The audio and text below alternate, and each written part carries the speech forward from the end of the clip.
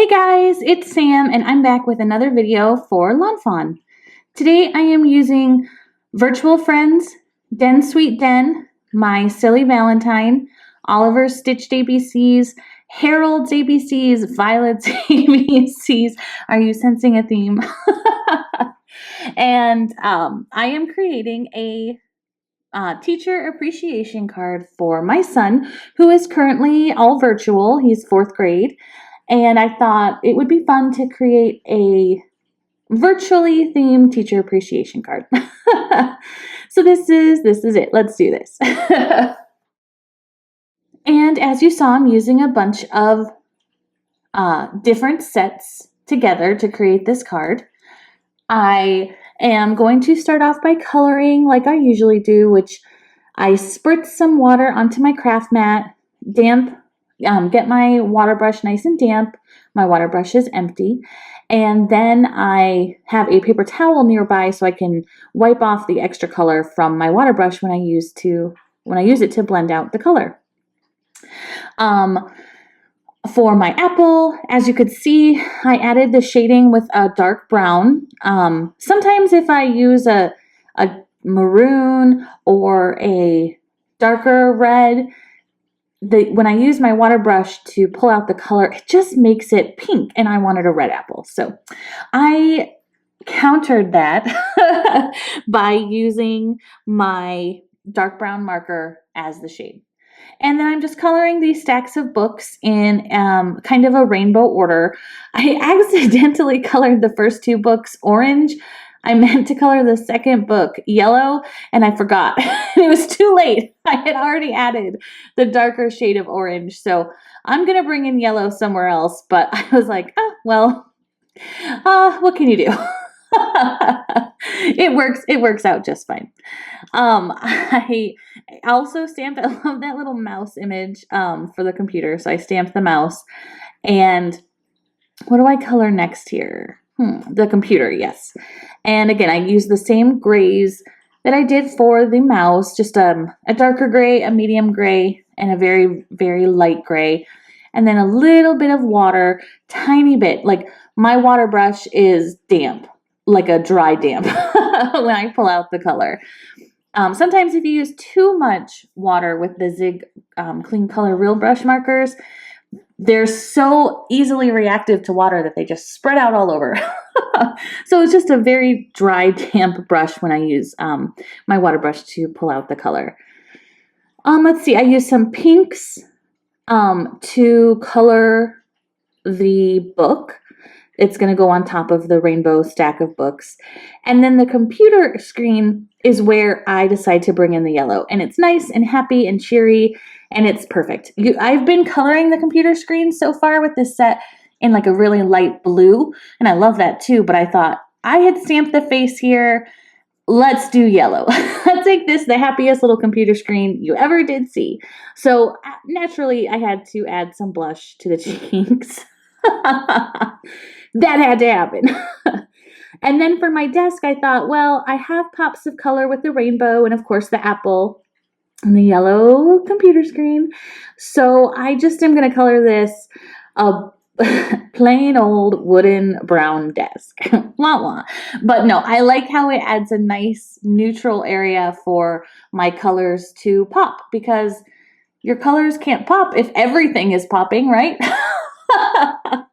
That's the logic I used. That's what I was going with for this. I used some dark brown. Well, first I colored the desk in my medium shade brown, and then I used my water brush to pull out the color along the whole thing. Then I used the dark brown along the edges, the medium brown again to pull it out, and then the very lightest brown to finish it off. And now that brings us to our next step, which is creating the background. I'm just using a standard A2 card front size card front. Sorry. And I'm going to use Distress Inks to add my colors. And I started with Blueprint Sketch, and now I'm using Mermaid Lagoon, and I blend those 2 together. I am also bringing in a tiny, tiny bit of black soot to the very top, and then more Blueprint Sketch, more Mermaid Lagoon. I always go over my Distress Ink blending many, many times. Under the Mermaid Lagoon is peacock feathers. So I ink blend that and then back to the Mermaid Lagoon and then peacock feathers. Probably a little bit of blueprint sketch. And then my last color is cracked pistachio, and same thing. All the layers. I just layered it all and then had it kind of, I didn't do a hard line to finish it at the bottom. I just kind of let it fade out at the bottom. Then I splattered some water on top for some texture and set that aside to dry. And now I am going to move on to part of my custom sentiment. All of the letters were die cut with Oliver stitched ABCs. And then, as you can see, I'm using a plethora of rainbow colors and distress inks to add colors. Pink and red to the T. I'm not even putting them on an ink blending tool if they're not already on one, because I was feeling lazy and that's how I roll. Your fingers get way messier if you don't use an ink blending tool, but it's faster. So that's what I went with. As you can see, each letter gets its own color to complete the rainbow. And then I'm also going to splatter some water on top of that, so it kind of matches the background, and also because I love doing that. That's the real reason. I love the way splatters look on distress inked backgrounds. And the stitched lines on these letters, when you add your ink blending, they pop so much. Well, they don't pop, but I just love that little texture detail. So that's the plan. There I am splattering. And then I'm going to set those aside to dry, or let them dry there. Then I'm going to use Harold's ABCs and this banner I cut with black licorice cardstock, with the fancy wavy banners. I'm going to add my second custom phrase, which is for going the. So thanks for going the. And so it's I'm just using the banner itself to line up the wave of my letters, picking it up with my acrylic block, and now I'm going to heat emboss it in white so that it has a nice crisp differentiating detail between those two different fonts and everything. And that just leaves the very last part of the sentiment, which is distance. And I used Violet's ABCs for that. I already have them lined up on my acrylic block.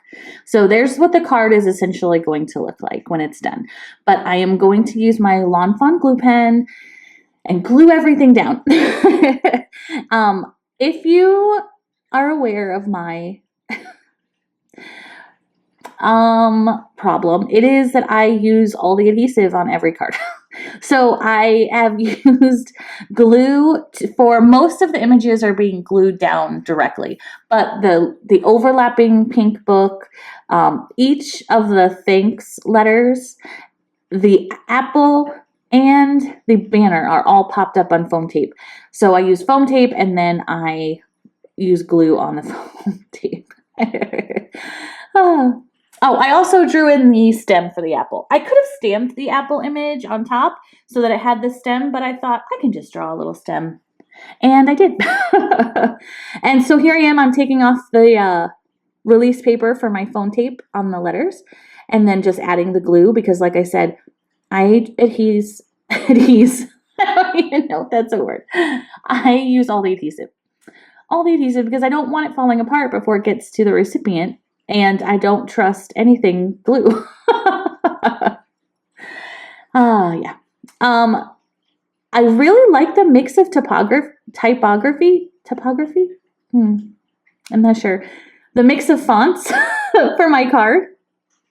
I really think that adds to the funness. And of course, every teacher's desk, virtual, in person, anything needs an apple, right? So I had to add that little apple. And it has a smiley face and it's just so cute. And that's my card. You can see all the details with the splatters on those die cut letters. And also you can see how I added distance to the very bottom. And it just completes the whole custom phrase for the virtual teacher this year. Thank you so much for joining me. Be sure to check the card out on the Lawnfawn blog. Have a great day. Bye.